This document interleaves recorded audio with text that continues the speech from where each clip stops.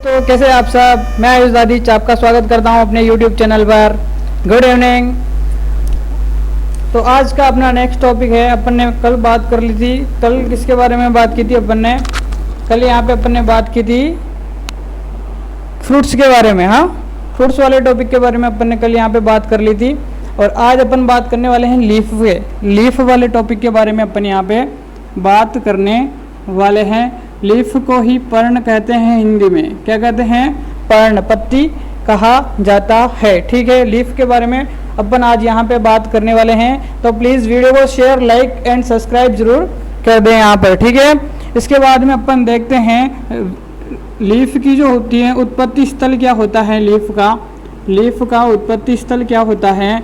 तो लीफ का उत्पत्ति स्थल होता है जैसे भी कोई क्या है, प्लांट है। ठीक है, जैसे कोई क्या है, यहाँ पे प्लांट है और प्लांट के जो यहाँ पे क्या होती है, गांठ होती है।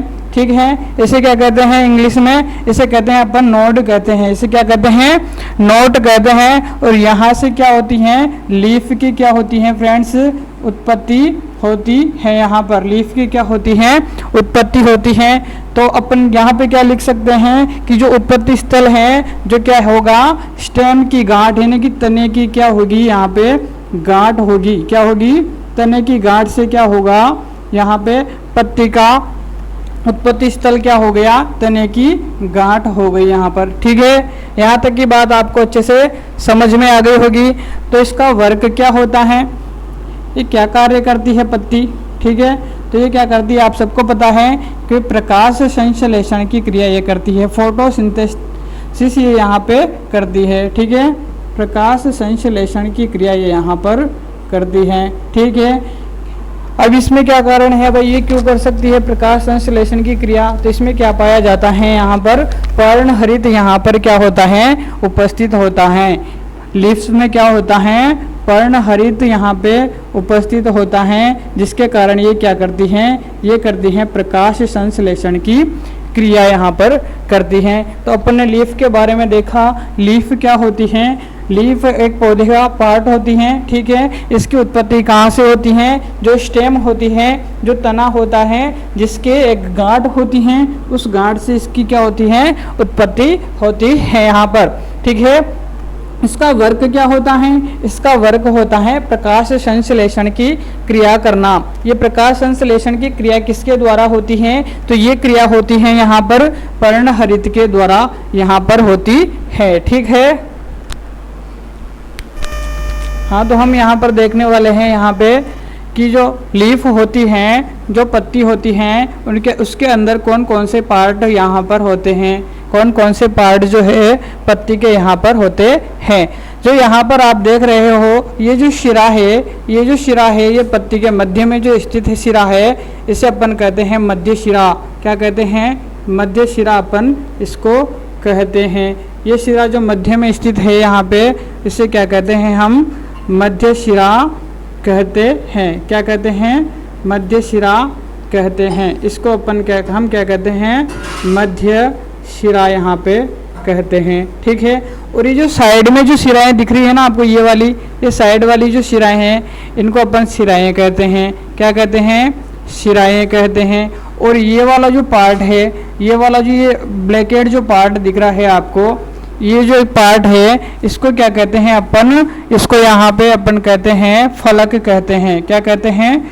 फलक कहते हैं, पर्ण फलक कहते हैं।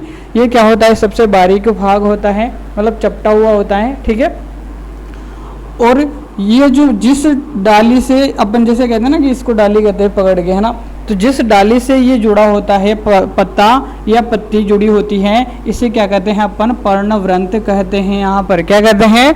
पर्णवृंत इसको कहा जाता है। और जिस आधार से स्टेम की जिस आधार से ये जुड़ा होता है, इसे पर्णाधार कहा जाता है। क्या कहा जाता है? पर्णाधार कहा जाता है।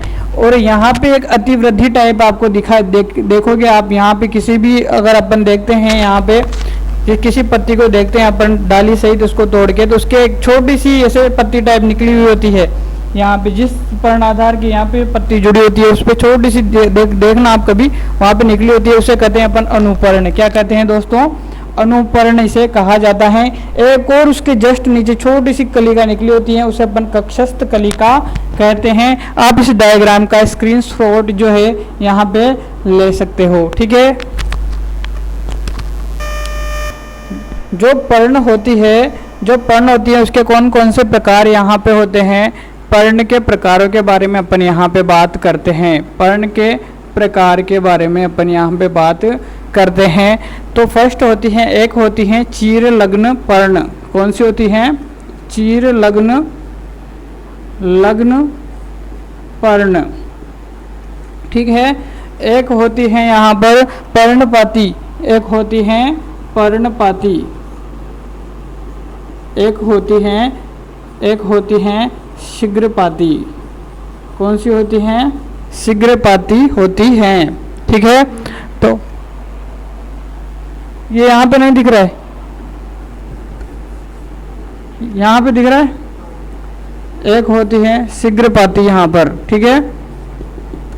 तो जो चीर लग्न पर्ण होती है, वो कई वर्षों तक, जिसके पत्ते जो पत्ते होते हैं ना, वो कई वर्षों तक नहीं गिर पाते हैं, वो क्या कहलाती हैं? चीर लग्न पर्ण कहलाती है। कई वर्षों तक इसके क्या होते हैं, जो पत्ते होते हैं वो नहीं गिरते हैं, जो पत्ते हैं वो नहीं गिरते हैं, ठीक है। यहाँ पे नहीं गिरते हैं। पर्णपाती क्या होती हैं? ऐसी पर्ण पत्तियां जो क्या होती हैं, मात्र 1 साल के अंदर क्या हो जाती हैं, गिर जाते हैं। वापस से उसपे क्या हो जाते हैं, नए पत्ते आना शुरू हो जाते हैं, ठीक है। जो पर्णपाती होते हैं उसमें क्या होता है, 1 साल के अंदर जो है वो पत्ते गिरते हैं। 1 साल में क्या होते हैं, पत्ते गिरते हैं, ठीक है। 1 साल में क्या होते हैं, पत्ते यहाँ पे गिरने लग जाते हैं। और शीघ्रपाती में क्या होते हैं, बहुत ही जल्दी पत्ते गिरते हैं, यानी कि लगभग 2-3 से 4 महीने के अंतराल में ही क्या हो जाते हैं, यहाँ पे पत्ते गिरने लगते हैं। बहुत ही शीघ्र पत्ते यहाँ पे जो है वो गिरने लग जाते हैं, ठीक है। यहाँ तक की बात आपको समझ में आ गई होगी। ये तो अपनी बात हुई यहाँ पे पत्तियों के झड़ने के आधार पर जो पत्तियों के प्रकार होते हैं उनके बारे में। अब अपन यहाँ पे बात करते हैं जो पत्तियों का आकार होता है उसके आधार पर, है ना, उसके आधार पर अपन यहाँ पे बात करने वाले हैं। तो ठीक है, इस आधार पे जो है 2 प्रकार की पर्ण होती है, ठीक है। कितने प्रकार की होती हैं? 2 प्रकार की पर्ण होती हैं। एक होती है सिंपल लीफ यानी सरल पत्ती, एक क्या होती है, सरल पत्ती होती हैं। और एक क्या होती हैं, एक होती हैं कंपाउंड लीफ, क्या होती हैं, संयुक्त पत्ती। क्या होती है? कंपाउंड लीफ यानी क्या होती है, संयुक्त पत्ती होती है, ठीक है। संयुक्त पर्ण यहाँ पर होती है, ठीक है।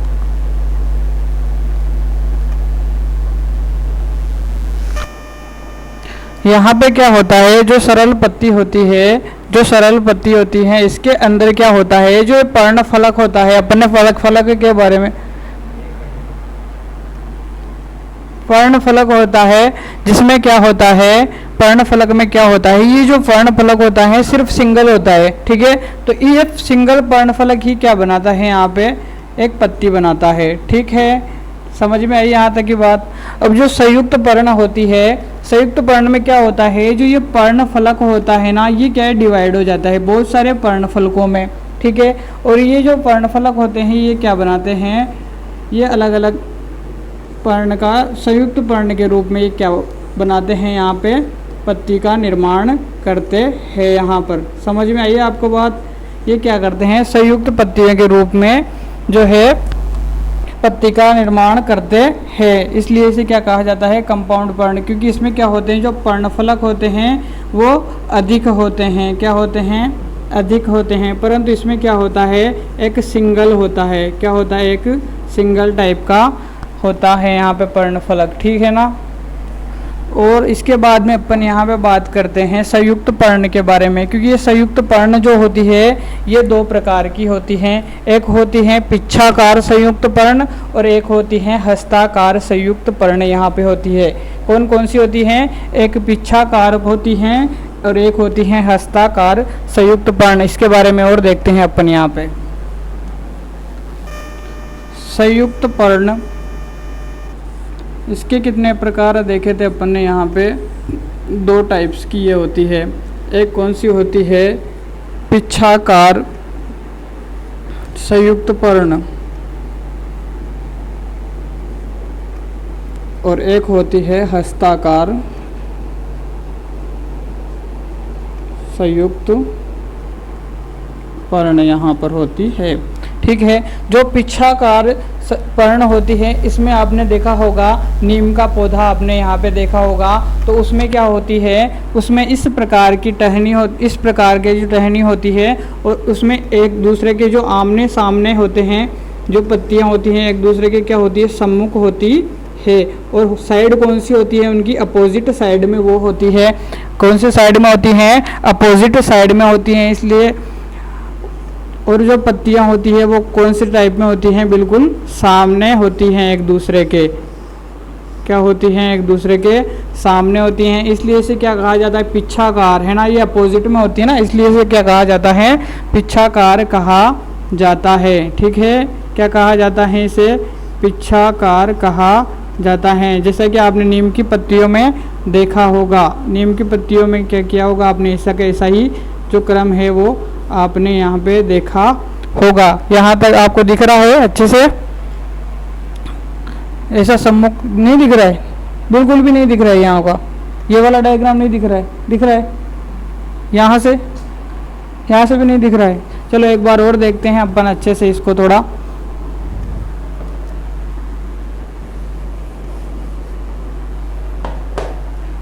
जो ये पर्ण होती हैं इसमें क्या है, इस टाइप से एक दूसरे के क्या होती हैं, सम्मुख होती है पत्तियाँ।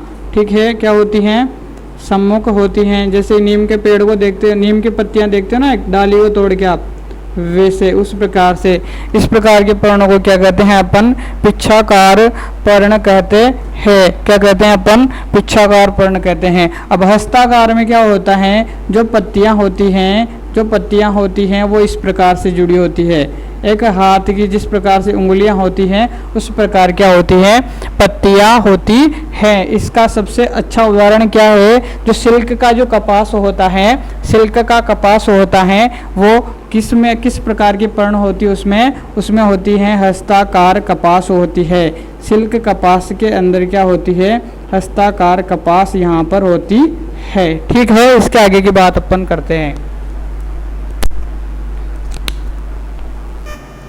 अब अपन यहाँ पे बात करते हैं सिरा विन्यास की।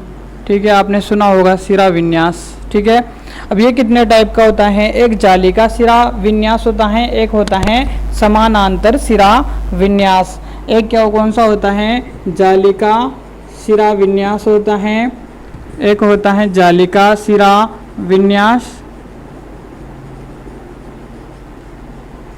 और एक कौन सा होता है यहाँ पे, एक होता है पैरेलल यानी कि समानांतर सिरा विन्यास, समानांतर सिरा विन्यास।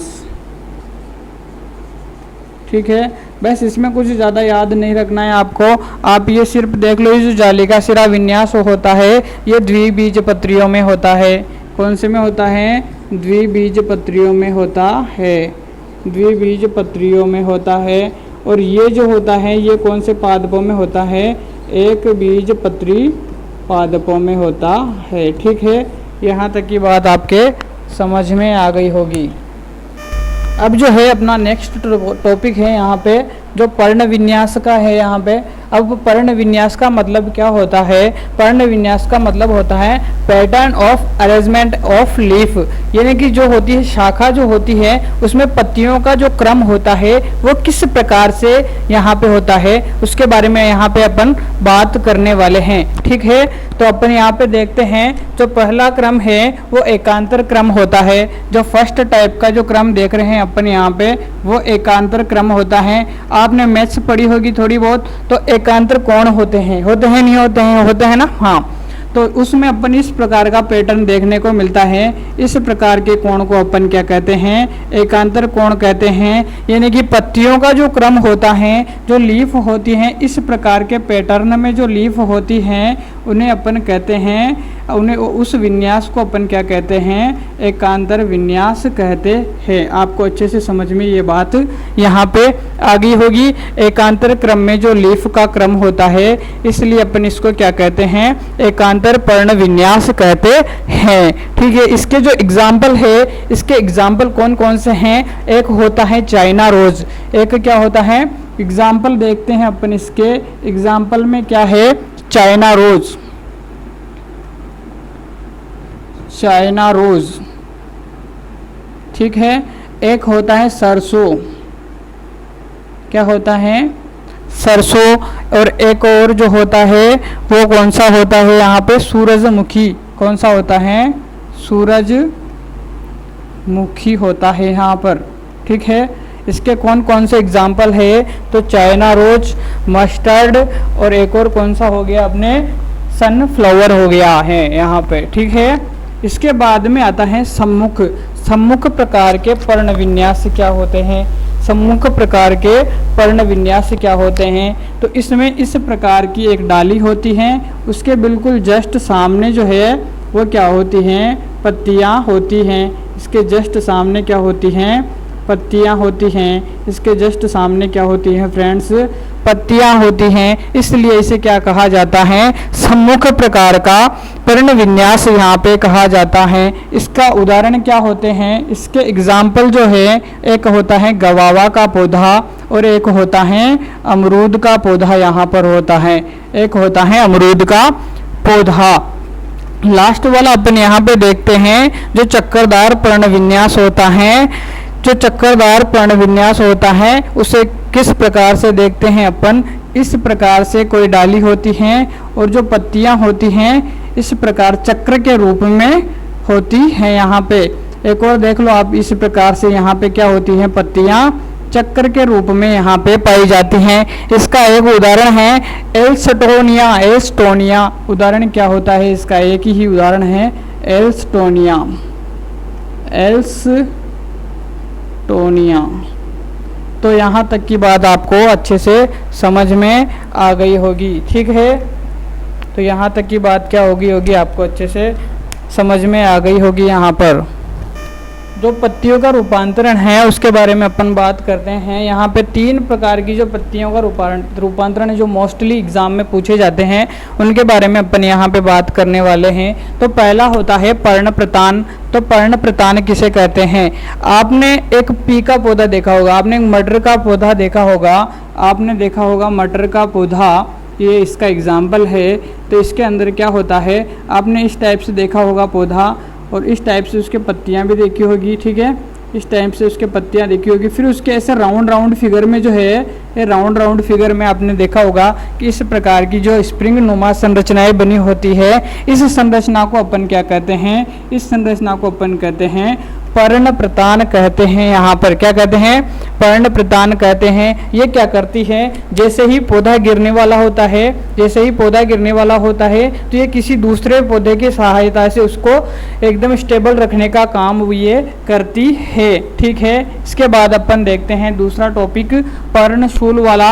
आपने देखा होगा एक कैक्टस का पौधा होता है, कैक्टस का जो पौधा होता है इसी को अपन कहते हैं नागफनी। इसी को अपन क्या कहते हैं, नागफनी कहते हैं कैक्टस के पौधे को। ये इसका एग्जाम्पल सबसे बेस्ट है। ठीक है, तो ये पर्णशूल होते हैं, जो इसके अंदर क्या होता है, इस टाइप की संरचनाएं होती है। सर देखना थोड़ा सा क्या दिख रहा है उधर तक स्क्रीन में, दिख रहा है ना।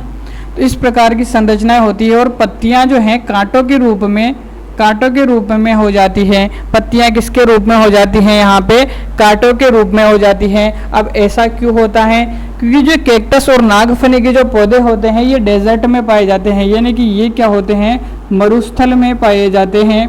ठीक है, अब जिन स्थानों में पानी की कमी होती है उन स्थानों पे ये पौधे पाए जाते हैं। इसलिए क्या होता है, वहाँ की पत्तियाँ क्या होती है, जो वाष्पोत्सर्जन होता है, जो बड़ी पत्तियाँ होती है उनमें वाष्पोत्सर्जन ज़्यादा होता है। इसलिए ये पत्तियाँ क्या हो जाती हैं, ये पत्तियाँ ही कांटों में कन्वर्ट यहाँ पे हो जाती हैं और इससे क्या होता है, वाष्पोत्सर्जन कम होता है और पत्तियाँ, जो पौधा होता है वो अच्छे से चल पाता है। यहाँ पर समझ में आ गई होगी आपको यहाँ तक की बात। और जो घट पर्ण क्या होता है, जो पत्तियां होती हैं, जो पत्तियां जो मिलकर क्या बना लेती हैं, एक घड़े नुमा संरचना बना लेती हैं, इसलिए इसे कहते हैं घटपर्ण। और इसका सबसे अच्छा उदाहरण भी क्या होता है, घटपर्णी। इसका सबसे अच्छा उदाहरण भी क्या होता है, घटपर्णी यहाँ पर होता है। यहाँ तक की बात आपको समझ में आ गई होगी, ठीक है। जो पर्ण होती है उसके कौन कौन से कार्य यहाँ पे होते हैं उसके बारे में अपन डिस्कस करने वाले हैं। लास्ट टॉपिक है जो इसका, ठीक है। तो अपन यहाँ पे देखने वाले हैं, पहला जो मेजर चीज़ होती है प्रकाश संश्लेषण। जो पत्तियां होती है आप जानते हैं कि सबसे ज़्यादा इनका कार्य क्या होता है, प्रकाश संश्लेषण क्रिया करने का होता है, ठीक है। जो प्रकाश संश्लेषण की क्रिया किसके कारण होती है, क्योंकि इनमें क्या होता है, क्लोरोफिल उपस्थित होता है। हरित पर्ण हरित यहाँ पे क्या होता है, इनमें उपस्थित होता है, ठीक है। साथ में इनमें क्या पाया जाता है, हरित लवक पाया जाता है, जिसकी उपस्थिति के कारण ये क्या करते हैं, यहाँ पे प्रकाश संश्लेषण की क्रिया करते हैं। जिससे क्या होता है, इनमें क्या बनते हैं, भोज्य पदार्थ बनते हैं।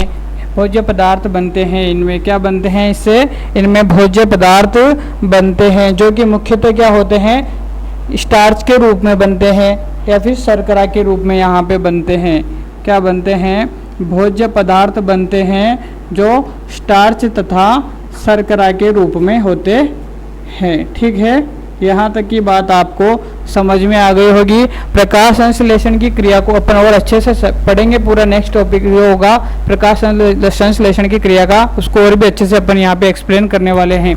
गैसीय विनिमय क्या होता है, जो पत्तियां होती हैं उसके जस्ट नीचे वाला जो भाग होता है, उनके दोनों तरफ छोटे छोटे रंध्र पाए जाते हैं। छोटे छोटे क्या पाए जाते हैं, रंध्र पाए जाते हैं यहाँ पर। और उन रंध्रों से क्या होता है, गैसों का क्या होता है, आदान प्रदान होता है।